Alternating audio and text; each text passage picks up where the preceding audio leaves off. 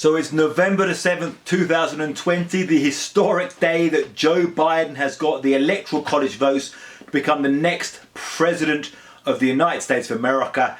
And here in Mexico, we've just had this bombshell news that the Mexican president, Andrés Manuel López Obrador, will not immediately congratulate Biden on his victory. This came out of a press conference in the president's native state of Tabasco, in which he said the reasons were that he wanted to wait till the legal challenges to the American election had been resolved, and because he respected the self-determination of different peoples, different countries. Now, this has immediately caused a lot of criticism here in Mexico, and I think a certain amount of confusion among Biden supporters in the United States about why the Mexican president would not immediately support and congratulate Biden on this, considering that Mexico has such a massive amount of trade with the US, about $500 billion worth in 2019, and that Mexican presidents will normally immediately congratulate winners of American elections. Now, in this video, I'm not going to get too into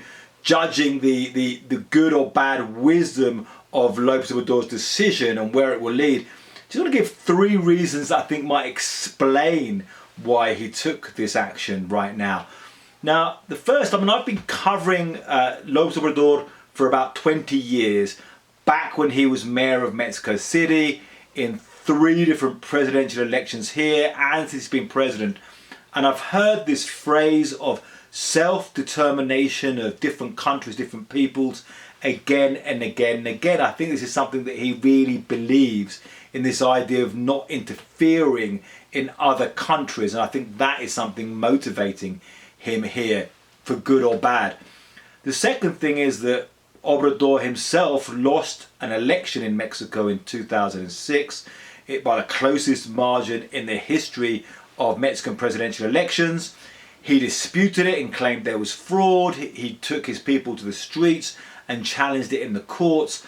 And I think that makes him have a sympathy, obviously, with Trump or anybody disputing elections.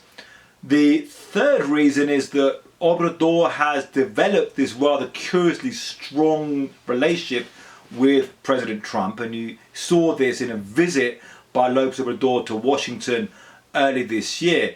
Now, this might be puzzling to some, seeing that López Obrador comes from a left-wing political background and Trump comes from a right-wing background and has, at the beginning, very much attacked Mexico. But they do have political things in common, such as the fact they're both populists, they both talk about the people against the elites, and they are both quite strong nationalists in their way. Now, this will obviously have big repercussions, this decision, and I think one thing is that whereas López Obrador is saying that he's doing this to try and stay out of the US election, this actually pushes him further in. It makes more of a news splash, and to an extent it gives a certain moral backing to Trump and his supporters in any disputing of the election. So that could have some quite serious implications.